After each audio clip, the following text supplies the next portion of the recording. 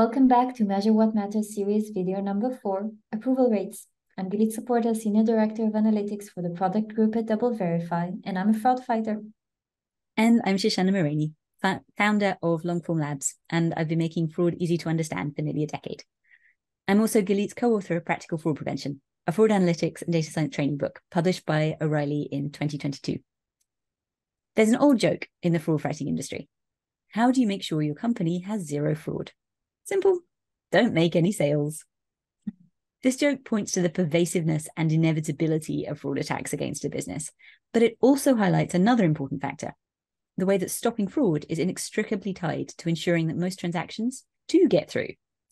When the 2023 Fraudology Fraud Benchmarking Survey asked fraud leaders which key metrics they cared most about, approval rate took second place, shortly behind chargebacks.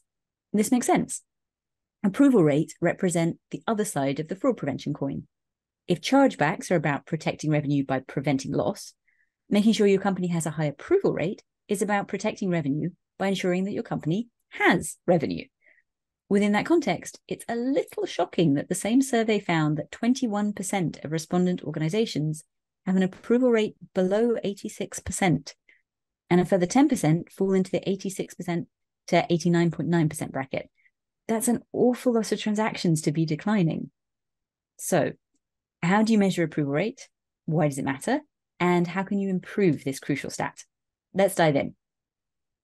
Historically, approval rates weren't a key concern of fraud departments. When I started out in this business 20 years ago, chargebacks were the order of the day, and we were all about preventing loss. This seemed logical because our main job and our main passion was and still is to catch fraudsters. And the reason why most companies created fraud departments in the first place was to get chargebacks under control. The trouble with focusing only on chargebacks was, if you focus just on stopping loss due to fraudsters, you open the door to loss from another direction, and that's lost business, lost revenue, due to good orders you turned away. This impacts the company's bottom line both now and in the future, which is something we'll explore more in video 6 in this series. This is why, once most companies got chargeback rates under control after the Wild West of the early days of e-commerce, the fraud fighting industry started to talk about approval rates and the importance of ensuring that the fraud department didn't evolve into a stranglehold for good business. So let's make sure we're all on the same page. How do you calculate approval rate? I'd say that approval rates are calculated based on the number of approved orders divided by the total amount of initiated orders. Typically, this is something that's calculated post-bank authorization. Be careful with this seemingly simple calculation, though. It's important to be clear about which transactions you're counting in your total. If you have multiple fraud attacks from a single attacker, how should that impact your calculations? Or if you have a single good customer who tries and retries their payment once or twice, how about that? Many times companies have policies that count transaction attempts from the same card number or the same amount within a set period of time as a single transaction. So watch out for the difference between total transactions or gross approval rate versus net approval rate or normalized approval rate. I remember being on the team that needed to decide if it was best to measure approval rates by dollar value or by number of orders or by both. Each of these strategies can give you a different level of insight, and the differences can be really surprising sometimes. The reason many merchants choose to calculate their approval rate post-bank authorization is that if their team only evaluates transactions for fraud after authorization, the transactions they choose to approve post-auth are the ones that they have control over. As we'll discuss soon, there's something to be said on the pre-auth side as well, and merchants can do more than they realize to impact approval at the bank level. But for now, let's look at what happens when a merchant chooses to approve or decline a transaction. Say a customer comes to your online store, and your fraud systems immediately start tracking their behavior, analyzing their device and browser information.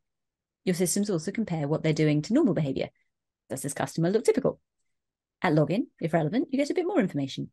At checkout, you have more information still: the personal and payment data that the customer gives you for the purchase.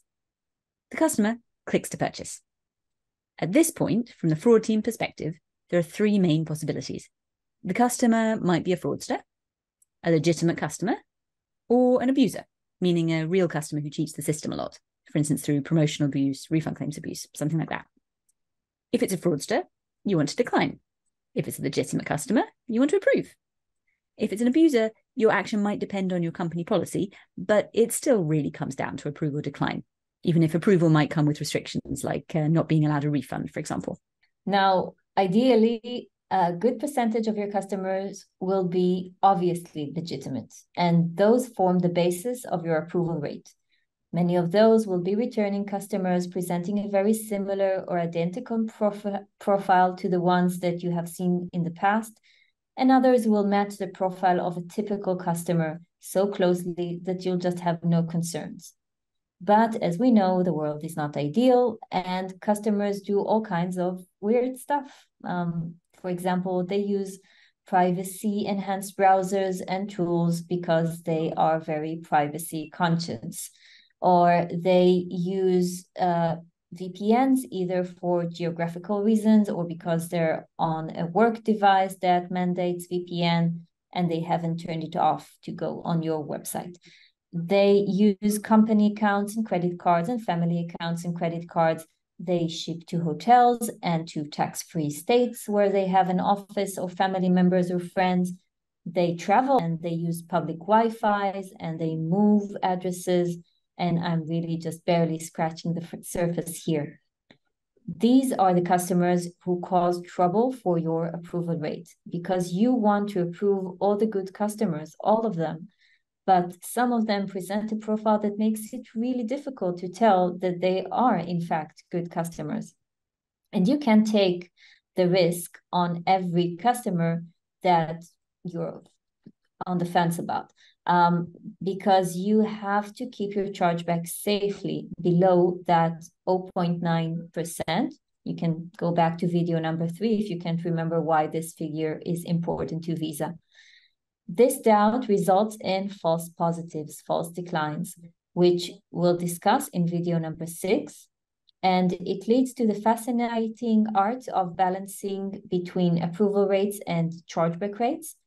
This is my favorite part of the fraud fighting challenge, and it's the topic of our next video, video number 5.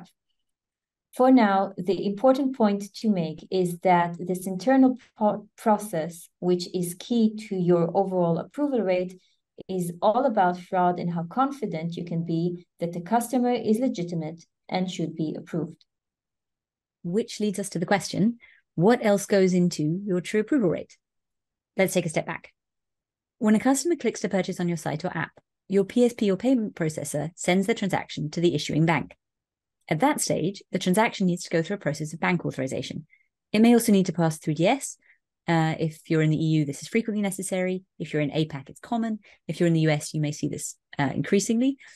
But it's important to understand authentication and authorization are 2 distinct processes, which is something that even experienced fraud professionals are sometimes unaware of because it's seen as part of the payment side of a business as opposed to fraud.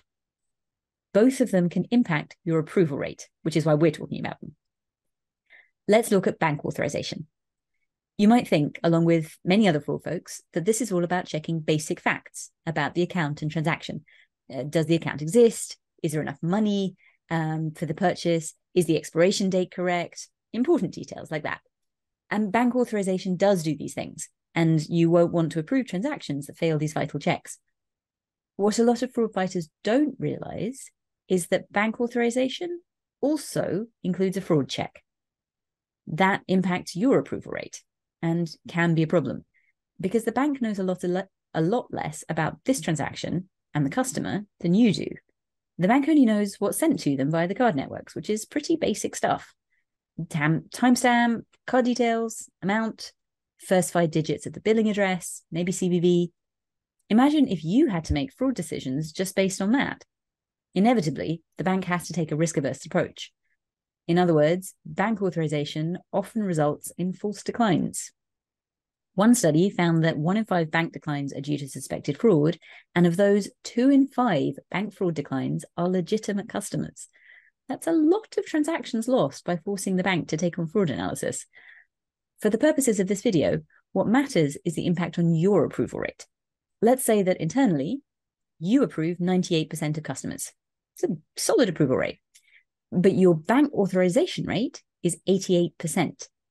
That means your true approval rate is 86.2%.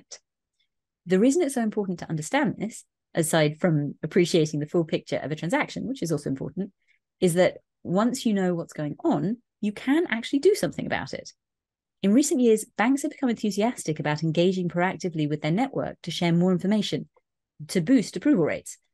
If you carry out your fraud checks before authorization, rather than after, you can send some of the relevant information to the bank, along with the transaction, to increase the likelihood of the bank approving it. This can have a significant impact on your overall approval rate. Something to think about. And regardless, important context to know and be able to measure. So that's how bank authorization plays into your approval rate. Now let's look at authentication, and specifically the example of 3DS, 3D Secure authentication as well. 3DS can be a great way to save a transaction you'd otherwise decline out of caution, which boosts your approval rate. Bear in mind that successful 3DS shifts liability for any chargeback to the issuing bank. On the other hand, if frictionless 3DS is not available, 3DS can cause customers to drop out of the process. While some customers breeze through 3DS like any other form of multi-factor authentication, others struggle to complete the challenge within the time window for a variety of legitimate and frustrating reasons. This has a negative effect on your approval rate, so you don't want to use 3DS in these cases unless you would definitely decline the transactions without it. Ideally, your system should be able to tailor the use of 3DS to cases where it's most appropriate, such as when it can be frictionless, or when you'd otherwise decline, and avoid using it for customers who have a history of struggling with 3DS. You can implement this kind of tailoring internally or use a third-party provider. To summarize, here are some of the cases when you might want to use 3DS other than when it is mandated within the EU.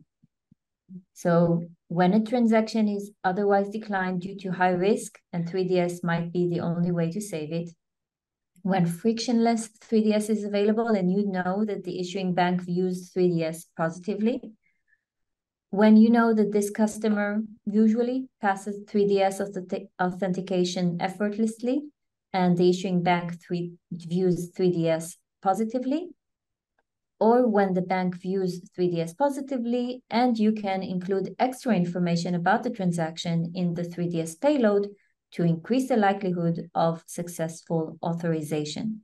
Here's what we hope you took away from this one. 1. Internal approval rate is essentially a fraud decision and the responsibility of the fraud department. Fraud teams aim to keep approval rates high and avoid turning good business away for the wrong reasons. 2. Sometimes working out that a transaction is actually legitimate is hard, but it's worth the continual effort to try and improve results. 3. Finding ways to boost bank authorization rates and smartly apply 3DS on the right subset of transactions can positively impact your company's overall approval rate. 4. Fraud checks are often carried out after bank authorization, but this means the bank has to make a fraud decision based on very little information, which negatively impacts their ability to say yes, and therefore negatively impact your overall approval rate. Fraud teams can change the dynamic here by carrying out fraud checks pre-auth and then sharing relevant information with the bank. 5. 3DS can be a good way to save a transaction you'd otherwise decline, or to shift liability to the bank for a transaction that either can have frictionless 3DS or is being carried out by a customer you know always passes 3DS authentication smoothly.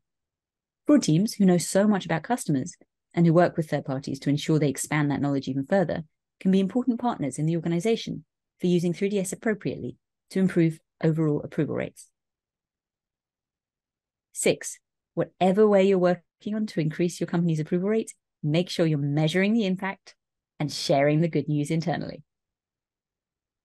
With that, we hope that you've enjoyed this video in our Measuring What Matters series, and we hope to see you again in video number 5, balancing between chargebacks and approval rates.